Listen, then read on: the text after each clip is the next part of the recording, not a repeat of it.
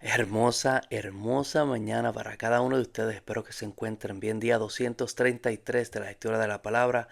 Hoy vamos a leer Colosenses capítulo 2, versos 16 al 23. Pero si me lo permiten, antes de eso vamos a leer 2 de Timoteo 3, 15 al 17 para recordarnos la importancia de leer las escrituras y lo que causa leer las escrituras en cada uno de nosotros. 2 de Timoteo 3:15 dice: y que desde la niñez has sabido las sagradas escrituras, las cuales te pueden hacer sabio para la salvación por la fe que es en Cristo Jesús. Toda la escritura es inspirada por Dios y útil para enseñar, para redarguir, para corregir, para instruir en justicia, a fin de que el hombre de Dios sea perfecto, enteramente preparado para toda buena obra. Y tiene que llegar el momento donde, si quieren, me pueden escuchar las mañanas leer la palabra, pero que usted la lea por su propia cuenta, que usted intime con el Señor en las mañanas o en el tiempo que tenga, pero que lo haga y sea intencional a leer la palabra. Colosenses 2, 16 al 23 dice: por tanto nadie os juzgue en comida o en bebida, o en cuanto a días de fiesta, luna nueva o días de reposo, todo lo cual es sombra de lo que ha de venir. Pero el cuerpo es de Cristo.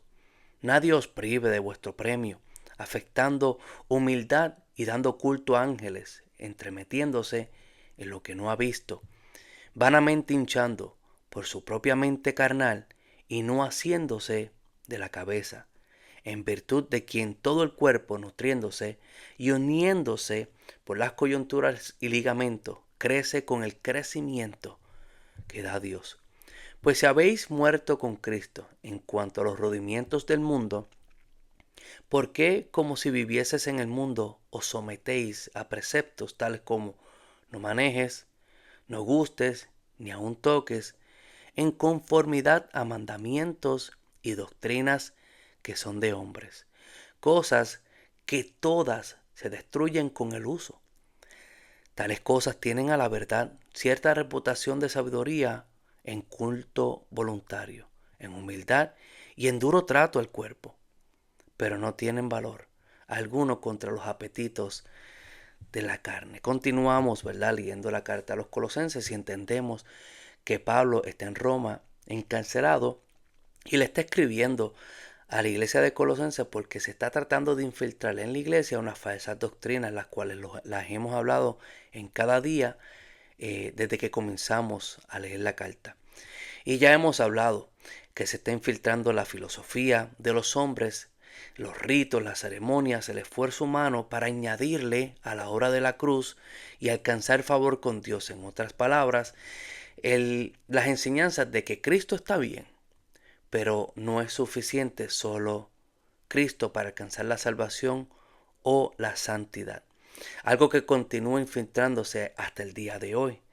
La falsa filosofía que se disfraza de psicología, la cual se considera con frecuencia como un complemento necesario para añadirle a la palabra de Dios.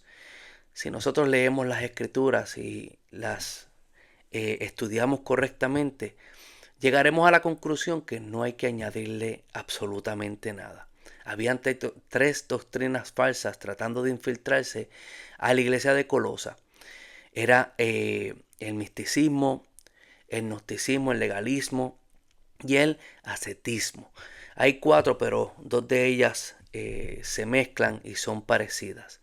Muchas se inclinaban por el misticismo, alegando recibir visiones y revelaciones que no estaban en la Biblia, en las Escrituras. Otros eran legalistas, asemejándose la santidad con la observación de series de rituales y ceremonias culturales. Mientras más hago estas obras, más santo soy. Mientras más me limito de estas cosas, más cerca estoy de Dios sin tener una relación verdadera, íntima con Cristo Jesús. Soy santo por lo que yo hago.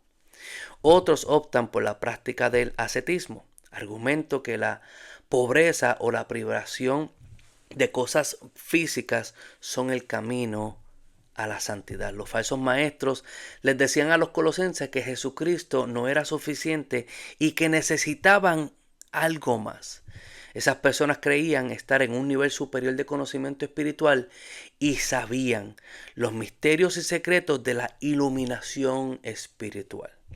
Era de gran error, porque esa superioridad y esa revelación privada de ellos no tenía nada que ver con Cristo y la palabra. Lamentablemente tenemos mensajes en el día de hoy de mucho crecimiento espiritual, pero son carentes del conocimiento pleno de Cristo Jesús. A la cruz no hay que añadirle nada. Incluso Pablo decía: yo predico a Jesucristo y a este crucificado. Importante que no nos salgamos del centro del evangelio, de las buenas noticias, que Dios se manifestó en carne y a través de Jesucristo, su Hijo, dio su vida por nosotros en propiciación, y a través de su sangre tenemos acceso al Padre. Él hizo correcta nuestra relación con el Padre, y ahora lo que reina entre nosotros y la relación con el Padre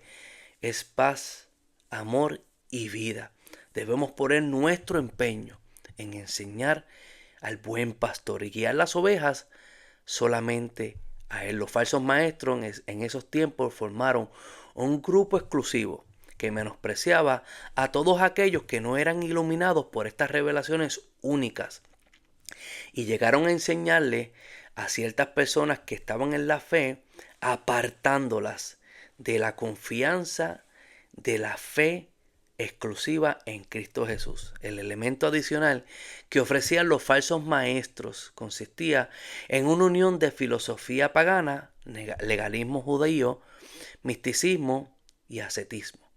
Como vimos antes, Pablo escribió a los colosenses para que rechazaran las falsas enseñanzas y prestar la absoluta suficiencia a Jesucristo de la salvación que solamente es por Él, y que a través de su Espíritu Santo estamos siendo santificados. Puesto que los colosenses tenían a Cristo y sabían que Cristo era suficiente, no deberían sentirse intimidados por las enseñanzas que ellos no eran suficientes. Nunca, nunca, nunca permitas que nadie te haga sentir insuficiente porque no estás haciendo ciertos rituales o ciertas ceremonias. En Cristo somos suficientes, y aún más nos da su espíritu para que tengamos una relación con el Padre, de hijos e hijas realmente con el Padre. Podemos llamarle a Dios Abba Padre. En los versículos 8 al 23, Pablo refuerza el ataque contra los falsos maestros. En los versículos 8 y 10 ataca la filosofía y la psicología que se estaba tratando de infiltrar, presentando a Cristo suficiente. En los versículos 11 y 15 también ataca y demuestra que no hay otro camino que no sea Jesús. Ahora prosigue refutando de la apostasía de Colosenses, enfrentando el legalismo, versos 16 y 17, el misticismo en el 18 y en el 19, y el ascetismo en el 20 y el 23. Pero para entender estos tres términos, vamos a darle un poquito de fuerza. ¿A qué significa el legalismo, el misticismo y el ascetismo? El legalismo en base es lo que el hombre puede lograr para alcanzar el favor de Dios. Se trata de los logros humanos. El legalismo alega que la espiritualidad no se basa solamente en Cristo, sino también en las obras. La medida de la espiritualidad se conforma entonces a las normas hechas por los hombres. El creyente sabe muy bien que estamos completos en Cristo, el cual ha provisto completa salvación, completo perdón y completa victoria. No deben sacrificar su libertad en Cristo para someterse a reglas humanas. Por tanto, dice Pablo, que nadie os juzgue, por cuanto el fin de la ley es Cristo, para justicia a todos aquellos que creen. Léalo, Romanos 10:4. Someterse de nuevo a un sistema legalista resulta dañino y es inútil. Pablo les recordó a los Gálatas que habían sido seducidos por el legalismo. Estad pues firmes en la libertad con que Cristo nos hizo libres. Y no estéis otra vez sujetos al yugo de la esclavitud. Esto está en Gálatas 5:1. Y no está hablando de libertinaje, por supuesto. La persona que está en Cristo no puede estar pensando, puedo pecar y tengo luz verde para hacer lo que me da la gana. Por supuesto que no. Si Jesús es tu Salvador y también es tu Señor, quiere decir que nosotros vivimos nuestra vida de acuerdo a lo que nuestro Señor dice y está en las Escrituras. El legalismo es ineficaz por cuanto no puede refrenar los deseos de la carne. También es una ilusión peligrosa porque los cristianos que en su interior toleran la rebelión o la desobediencia no pueden ocultarlo adoptando con facilidad una serie de costumbres o rituales externos. Hay personas que ayunan solamente, hay personas que ayunan semanalmente, pero no perdonan. Hay personas que tienen de costumbre ir los domingos y vivir una vida recta ese domingo, pero de lunes a sábado viven su vida como le da la gana. Es necesario una transformación que surja de adentro, causada por el Espíritu de Dios y la palabra de verdad, que es el Evangelio, hacia afuera, no hacer cosas que se ven por afuera para tratar de cambiar la disposición del corazón de adentro. Si el corazón no es transformado, como dice la palabra, de un corazón de piedra a un corazón vivo de sangre, que lata, que viva para las cosas de Dios, no importa lo que hagamos por afuera, es inútil, porque una vez termines ese ayuno, vas a querer hacer las cosas que no querías hacer antes. El carácter del joven en el Evangelio de Mateo 19, capítulo 19, 16 al 22 nos da prueba y nos da un cuadro que, aunque doloroso, es conmovedor de la imperfección de las obras morales externas de una persona. Este joven no le faltó honradez ni le faltó verdad, no era impuro ni rebelde. Tampoco lo eran los mandamientos que había observado con tanta dedicación en su exterior. Aún llegó a decir, todo esto lo he guardado, Señor. No vivía una bondad ocasional, sino que llevaba un estilo de vida uniforme y continuo. Había cumplido con todo. Desde su juventud había dicho, y Jesús no le dijo, estás mintiendo, sino que lo escuchó. Deseaba conocer todas las cosas que él debería hacer para llegar a ser perfecto y alcanzar la vida eterna. Y dijo, ¿qué más me falta, Señor? Con todo, al llegar el momento de la prueba, este pobre joven se dio cuenta de que con toda su moralidad jactanciosa no podía negarse a sí mismo, tomar su cruz y seguir a Cristo. Creó su relación con Dios por lo que hacía exteriormente. Al momento que Jesús le pregunta, vende todas las cosas y ven y sígueme, se fue cabizbajo porque poseía muchas cosas. Hay muchas personas que cuidan mucho las costumbres y está bien, pero mi pregunta es, al hacer todas esas cosas, ceremonias y ritos culturales, ¿le estás añadiendo a la salvación? ¿La estás haciendo porque te sientes insuficiente, incapaz de arreguindarte, de confiar en Cristo y confiar que Él es la puerta a la vida eterna? ¿Estás haciendo estas cosas para conocerlo más a Él? O vuelvo y repito, estás haciendo todas estas cosas porque te sientes insuficiente. Y si es así, le estamos añadiendo, como las falsas doctrinas, a la obra de Cristo Jesús, que es suficiente y es completa. El misticismo es otra cosa, otra doctrina falsa que se estaba enseñando. El misticismo podría definirse como una búsqueda de una experiencia religiosa, individual, mayor o más profunda. Ahí está el problema, donde nos separamos del mundo para poder comprender una revelación individual privada mía. Y eso es el misticismo. Es la creencia que la realidad espiritual se conoce por por fuera del intelecto humano, escuche bien, o de los sentimientos.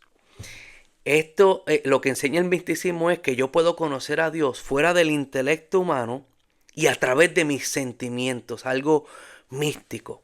Se busca la verdad en el sensacionalismo, en los sentimientos y en la intuición humana. El misticismo infiere su autoridad a partir de la iluminación interior que se actualiza y se valida a sí misma. Tú no me puedes juzgar a mí porque es lo que yo siento y es como Dios me habla a mí. A mí Dios me habla diferente. A mí Dios me da experiencias diferentes a las tuyas. Y creamos que en vez de tener un solo cuerpo unido en una misma fe, tenemos diferentes revelaciones de acuerdo a lo que tú mismo, ¿verdad? Él lo dijo, que esto es causado porque la mente se infla, la mente de hombre se infla y yo tengo mi propia revelación privada que no necesariamente tiene que estar en la Biblia. Muy peligroso esa creencia. Los falsos maestros hacían alarde de tener una unión mística con Dios. Pablo exhorta a los colosenses a no permitir que ninguno de estos falsos maestros los prive de su premio. Los haga sentir como menos, los haga sentir como que no, ustedes no tienen esta bendición porque ustedes no son iluminados de la forma que yo soy iluminado. Ustedes no tienen el llamado que yo tengo, por ende, yo soy mejor que ustedes porque yo tengo una revelación aún mayor, más privada y más poderosa que la que ustedes tienen. Vamos a ver que la revelación y los misterios de Dios, todos fueron revelados en Cristo Jesús. Y cualquier persona que venga con el corazón humilde, quebrantado y humillado, listos para conocer a Cristo, puede accesar estos misterios que están en Cristo Jesús. Se lo compruebo con la palabra.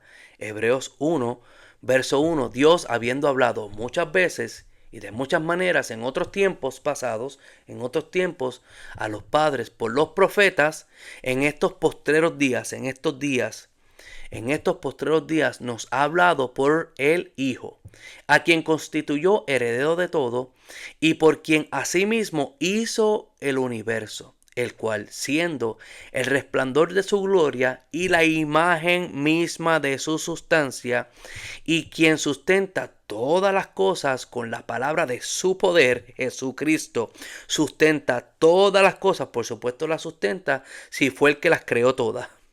Voy a leer el verso 3 para que no piensen y crean la mentira que Jesús es un mero hombre o parte de la creación de Dios, el cual siendo el resplandor de su gloria, la misma imagen de su sustancia y quien sustenta todas las cosas con la palabra de su poder, habiendo efectuado la purificación de nuestros pecados, ¿qué hizo él?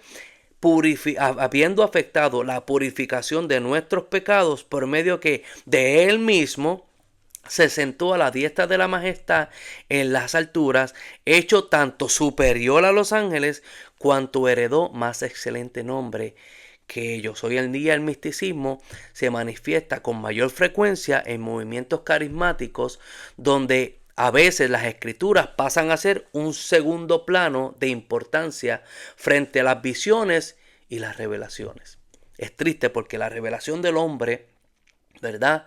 La revelación, las visiones que la persona está viendo, vi esto, escuché aquello, la palabra toma un segundo plano y el error, el sensacionalismo del hombre para atraer personas, para que el hombre se vea más místico, más profundo, más sabio que los demás, eso toma la importancia. El centro del culto, el centro del servicio que se supone que sea para Dios, para conocer más a Cristo, ahora es cambiado por el conocimiento del hombre aparte de la palabra. Hay que tener mucho cuidado.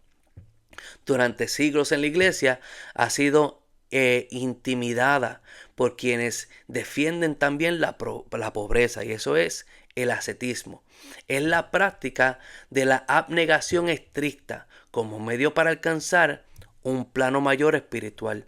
Los herejes colosenses, además de practicar el legalismo y el misticismo, que lo explicamos ya, procuraban alcanzar la justicia de Dios mediante la negación a sí mismo.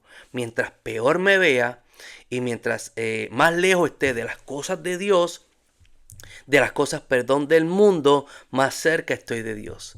Hay un error que yo he cometido mucho, y cuando comencé a estar en las cosas de Dios, me separé hasta de mis amistades. Y pues uno lo puede hacer, ¿verdad? Porque uno tiene que alejarse de las cosas que lo están influyendo. Pero muchas veces nos alejamos de nuestros familiares, nos alejamos de nuestras amistades, eh, en vez de vivir nuestra vida en Cristo para que ellos la vean. Mucha gente no va a leer la palabra de Dios. Muchas personas no van a leer la Biblia, pero te van a leer a ti, de la forma que tú vivas tu vida. Y si yo me alejo de mi familia, si yo me alejo de mis amistades, ¿qué palabra van a leer? Quizás la primera Biblia, la primera escritura que van a leer es tu vida, y luego van a leer la palabra. A través de tu vida se pueden acercar. El ascetismo es un error porque te aleja, te priva de tu estar en relación con las personas para así traerlos a Cristo. Se niega a sí mismo, haciéndose ver que la pobreza es parte de la santificación, y el negarse a sí mismo es también un proceso de santificación. Durante mucho tiempo la iglesia también ha pasado por esto e intimida a las personas que no hacen y no siguen esta falsa doctrina, como tú no eres santo como yo. Vale la pena recordar que el dinero no es la raíz de todo mal, sino el amor al dinero. Es un ejemplo. Primera de Timoteo 6:10 lo dice. El amor al dinero es lo malo, pero tener dinero no es malo, ¿verdad? Porque tener dinero nos permite bendecir a los demás, ayudar al deambulante, hacer más para el reino. Pero el amor al dinero es idolatría, y es lo que está mal. Algunos de los más sobresalientes siervos del Antiguo Testamento fueron personas extremadamente ricas: Abraham, Job, Salomón.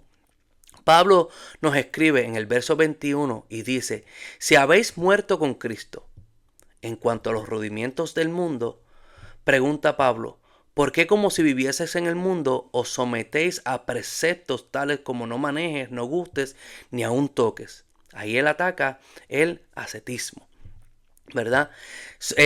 Someterse a mandamientos y doctrinas de hombres carece por completo de valor espiritual.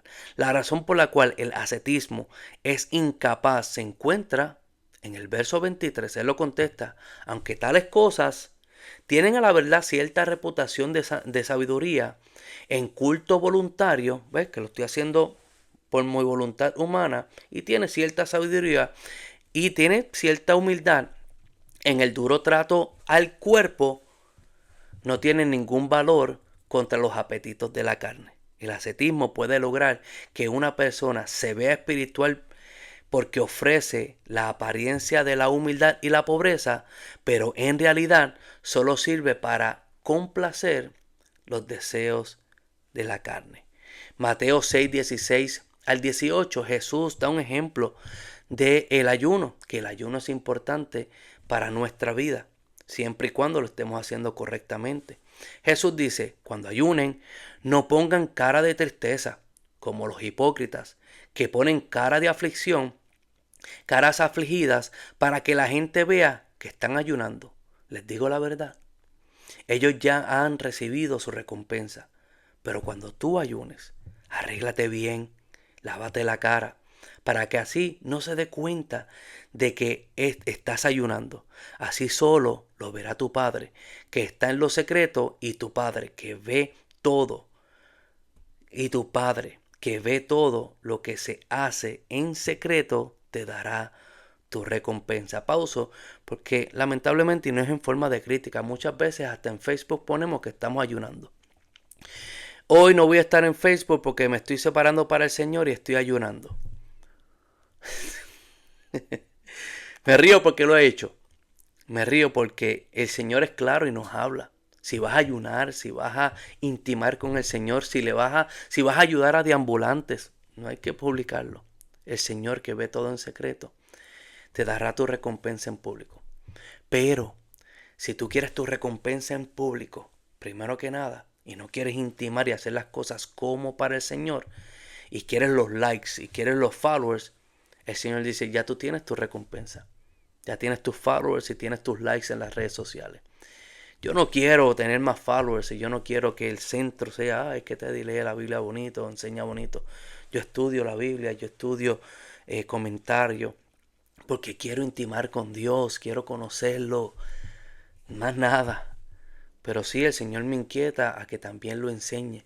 El centro no es el hombre, el centro es Cristo Jesús en todo lo que hagamos. Sea que ayunemos, sea que oremos, sea que leamos las escrituras, sea que disfrutemos logros, bendiciones y hagamos obras de caridad, siempre y cuando lo hagamos como para el Señor, es lo que importa. Sabiendo que no le podemos añadir nada a la obra de Cristo en el Calvario, en la cruz, y que en Él estamos completos. La razón por la cual ayunas, la razón por la cual leo la escritura, la razón por la cual oro, la razón por la cual hago obras de caridad, perdono, amo, tengo misericordia, es porque Él ha depositado esas cosas en mí. En el momento que Él quite su espíritu de mí, soy un desastre, soy un peligro. Todo aquel que sabe su vida pasada, su vida pasada sin Cristo, sabe que es un revolú, como decimos los puertorriqueños. Pero a Él depositar su espíritu, al poner tu confianza en Cristo Jesús y en su obra, y saber que en Él fuimos purificados, en Él fuimos santificados y justificados, entonces mana de nosotros esa agua que emana para vida eterna y que le podemos dar de beber a otros. Que nadie nos juzgue en días de fiesta, en qué comer, en qué beber, y no estoy hablando de alcohol, por favor. Que nadie nos juzgue en lo que tú comes, en lo que tú bebes, en guardar el sábado, el guardar el domingo, el guardar... No, nada de eso. Cristo es el pan de vida. Cristo es la agua que nos da beber. Y Cristo es la palabra que fluye para vida eterna. En Él estamos completos y en nadie más. Que la paz del Señor esté con ustedes. Hermosa mañana.